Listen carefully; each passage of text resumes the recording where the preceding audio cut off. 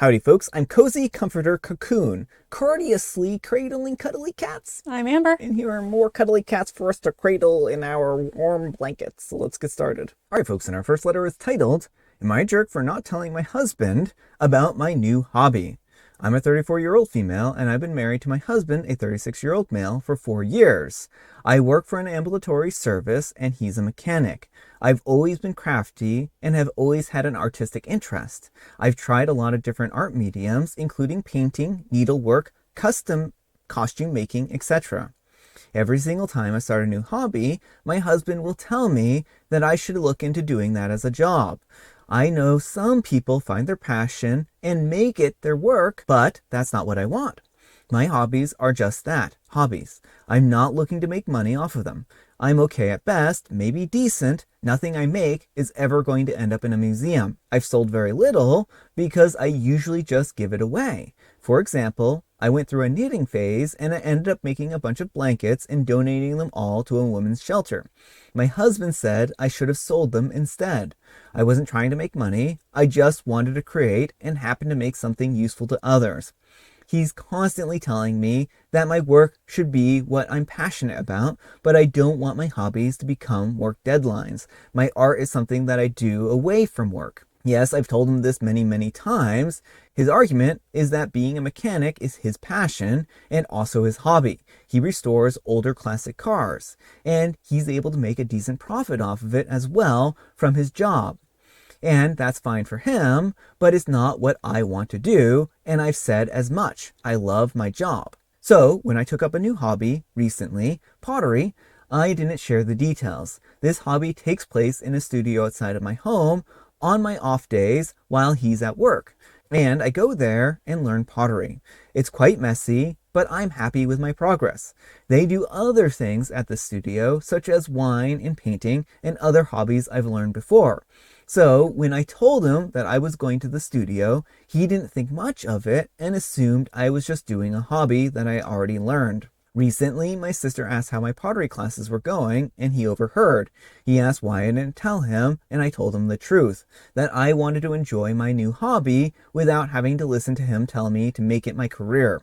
I don't want it to be a career, I just want to do it for fun. He promised not to suggest that I make money off of it, so I relaxed and showed him my current project, a cat-shaped face for a coworker, and he said, "See, you could do this for a living and sell that." Once again, suggesting that I make it my job and breaking his promise not to say that to me. I said, "See, this is exactly why I didn't tell you about trying pottery. I do not want my hobby to be my job. This is my way to relax from my job. I don't need to make money off of it. I don't want to make money off of it. I love my job and I love my hobbies and I love that they are separate. Your constant pushing for me to charge people is why I don't want to talk to you about it. Please stop. We aren't hurting for money. We live comfortably, but he's been quiet, almost sad since the conversation. I feel bad because I did blow up a bit and I don't know how to fix it or what to say. I want us to go to counseling and he seems open to it. My sister told me that I was a jerk for keeping it from him because he's honestly just trying to help, and since his work is what he loves, he just wants that for me too.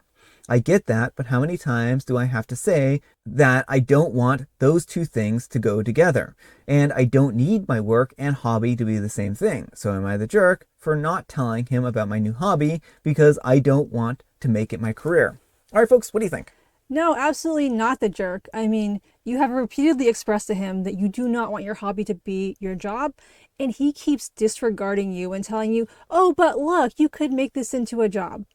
Now, I have a lot of crafty hobbies, and the nice thing about them is that they are just hobbies. When they're hobbies, there is no pressure. I'm just making this for myself, or I'm making it for a friend and, they're going to love it. And you get that joy and satisfaction of, I made this thing for the first time, or look at the cool thing I have to decorate my house, or, oh, my mom is going to adore this.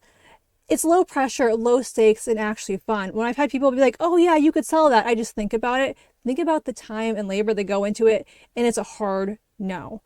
For crafts. And now I do sell my writing. I write books and publish them, and I did just for fun for a while, and now I'm publishing, and it does add a layer of stakes because you feel like I have to perform, like I have an audience now. And so, I have to customers I have to satisfy. It's a very different dynamic, and it still can be rewarding. I really do like selling the books. I would not like selling my crafts. Completely different processes, but it's not for everyone, and so I understand why OP would not want to do that. So I kind of want to address what the husband is saying here. He's saying that OP should do what they love, right? That's their job. OP loves their job. Mm-hmm. Case closed. Like the OP can have more than one love of things that they want to do with their time, right? So just as their husband enjoys doing cars, just because he's has a very narrow set of interests doesn't mean that OP has to have a very narrow set of interests as well. And I also think that this brings up a deeper problem. Like if OP like did knitting, for instance, as their job or their side job, right? Then that means that they have to continue doing that and selling those products to people, because like there's going to be that expectation, that kind of basically, oh, I have to do this now. Whereas with hobbies, they can just switch hobbies however often they want, and they don't have to worry about making one customer happy or, making this craft by this deadline and then, cutting off all sales when they want to switch to a new hobby or anything like that. They just want to have fun exploring a new hobby. And I think that he's just overlooking that OP has a lot of different interests and they want to learn a lot of different things, and they don't necessarily need to make money off of it, right? Mm-hmm. And they have a job they love. Mm-hmm. So I think he is really in the wrong here, because he's like, oh, you should just do what you love. OP is doing what she loves. Yeah, well, and he's not listening to her. Mm-hmm. And so I think, the counseling idea is probably the way to go. A counselor will hopefully be able to help him see why he's being so hurtful and change his ways. Yeah, but let me know what you folks think. So anyhow, take care and good luck. All right, folks, and our next letter is titled, Am I a Jerk for Not Sitting with My Girlfriend at Thanksgiving Dinner? My family rented a large house to accommodate 2 separate families this year, my mom's side and her fiance's side. I still don't really know his side of the family all that well. I've only met them once myself. There must have been around 30 people or so at the gathering, and when it came time to eat, my girlfriend was hovering around me as I was fixing my plate, asking where I would like to sit. I just said, at the table.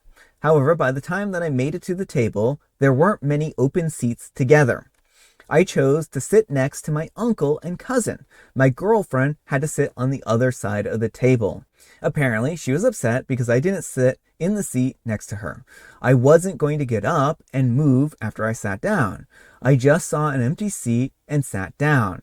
After we ate, she just kept going on and on and on about how she was too uncomfortable to eat, and somehow I embarrassed her by not sitting with her when everyone else was sitting with the people they came with.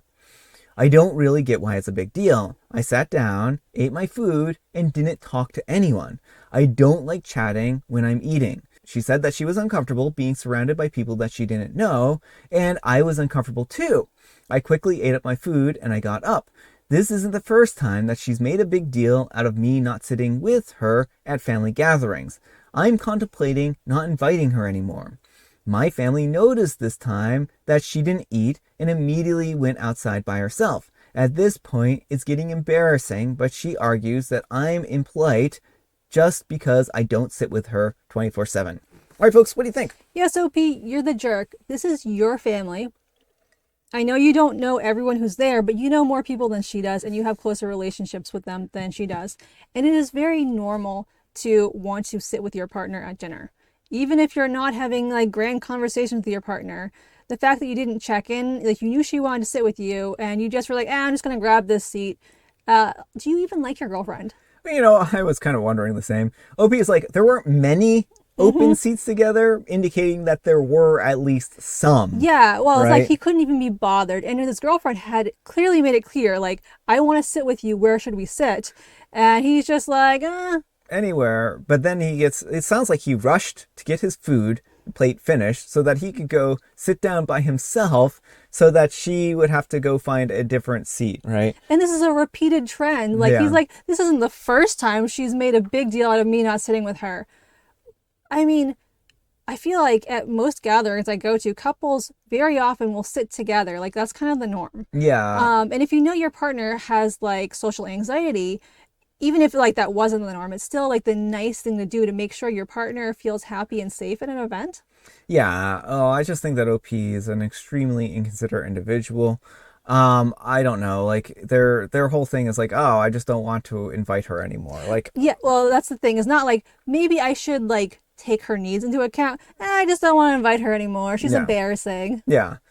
And she's not asking him to sit with her 24/7. Mm-hmm. It's that she wants to be next to somebody that she knows and is familiar with Mm-hmm. while she eats, right? And I Well, think that's a reasonable expectation. yeah, well, there was one time where Brian's family had a big reunion, and he didn't just throw me to the wolves, like, because I knew almost no one there. You know, we hadn't been dating that long at that point. But he let me, like, he stuck with me and didn't just, like, go, like, run off and sit with random people and leave me all by myself. I'm insulted that you think my family is werewolves. But let me know what you folks think. So anyhow, take care and good luck. All right, folks, and our next letter is titled, I accidentally made my friends hate my wife without even realizing it. P.S. Posting this the third time because I wasn't clear in the first one that I was looking for advice and forgot to put relationship length in the second one. I'm a 28-year-old male and my wife is a 27-year-old female and the relationship length is 2 years. So this is kind of my fault and I only realized it recently. Every time my friends, guys and girls, all in their late 20s, invited me to do something I didn't really feel like doing, I would say something like, "Aw man, my wife doesn't want me to go," or "she needs me home today." It became my default excuse because it always worked and nobody questioned it. The problem is I kept doing it for months, and now I'm starting to notice that they act weird around her. They don't really talk to her anymore, and they don't invite her to do stuff, and sometimes they make little comments like, yeah, she probably wouldn't approve. I think that they genuinely believe that she's some controlling villain who doesn't let me have a life. But she has no idea that I've been using her as my excuse for everything. She's literally the most chill person ever. I feel like I need to actually do something about this before it gets worse. How can I solve this problem that I created without looking like an idiot or making everything worse? All right, folks, what do you think? Well, OP, I think that you have an impossible ask. You want to get out of jail free card, and there is not one. You need to fess up to your friends, say you were using her as an excuse, that she's actually really chill and wouldn't care, and apologize to them for misleading them. Yeah, I mean, I think next time there's a gathering, OP actually needs to go to the gathering, and when they inevitably bring up, "Oh, I'm surprised your wife let you come," you need to be like, "Actually, I've been lying about that. My wife would have been fine with me going with it. I'm just very introverted and sometimes have a very low social battery, and I was using my wife as an excuse, and I shouldn't have. It was wrong of me. I should have just, had the backbone to, excuse myself and say, I'm not feeling up for it," right? It's a really hard thing to do something. Like, I understand OP's social battery being low, right? But they just need to be honest and say, my social battery just can't handle this. I need to bow out and not do this, right? And sometimes people even feel like they don't want to do something like a gathering with friends, but when they get to the event with their friends, it's that much better for them, right? Yeah, well, the inertia is really can be really hard to fight. So I think that OP really needs to go into therapy and kind of talk to the therapist about these kinds of feelings, about how to build up tools that'll allow them to develop and keep their social life while also not throwing their wife under the bus, right?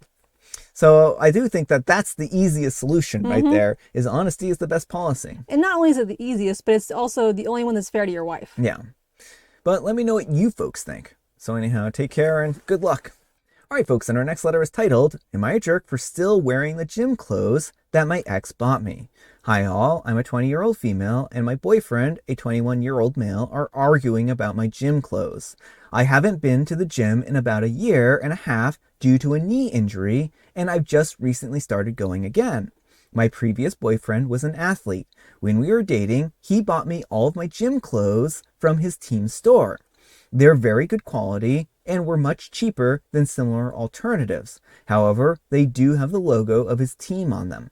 Obviously, at the time, I didn't care, but my current boyfriend has a real issue with this. Last week, When I got the green light from my doctor regarding my knee, I dug out all of my gym clothes. A, my boyfriend, asked me what the logo on them was, and I explained the situation to him.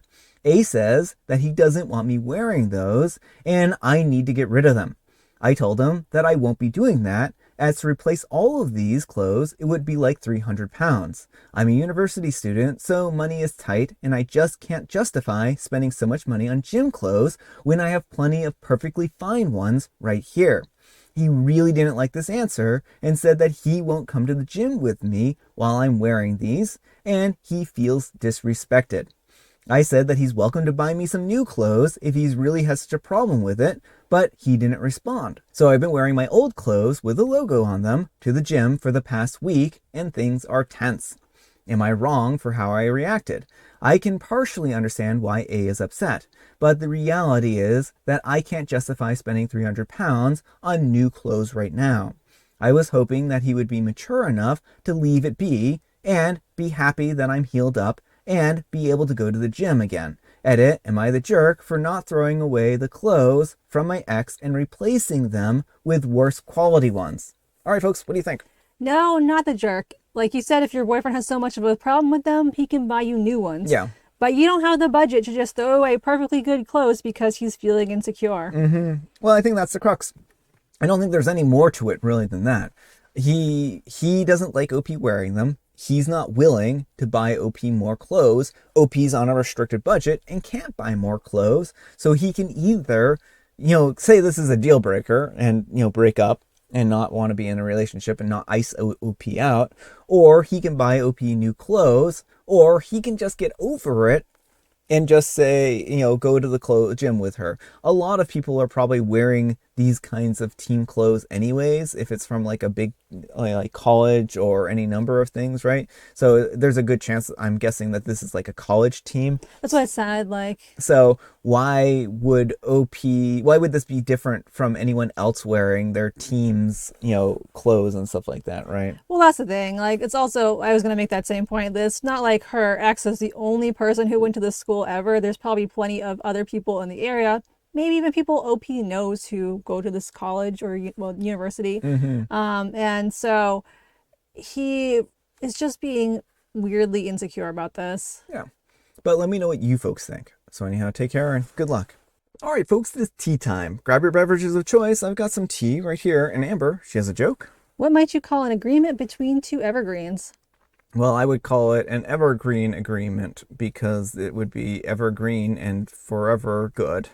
A treaty. Oh. And it's tree dressing day. Ooh. And also National Sock Day. I didn't know that trees wore clothes. Now I do. And I have Earl Grey. I mean, the garlands could be like a scarf, a tree scarf. What about the tree scarves underneath the trees? You mean the tree skirts? They have skirts, yeah. They have skirts and scarves now, apparently. So dress your tree. It's cold, but don't make it too warm because then it might catch on fire. And I have Earl Grey. All right, folks, that's all the time we have for today. Thank you so much for watching. Happy Friday, Junior. Happy Friday, Junior. Thanks so much to Amber for joining me today. Thank you for having me. Amber, we need some kind of moral advice and or guidance, and please have it insert topic here. It's perfectly fine to keep your hobbies as hobbies if that's what you prefer. I like that. Thanks so much for watching, and we'll see you all tomorrow. Bye.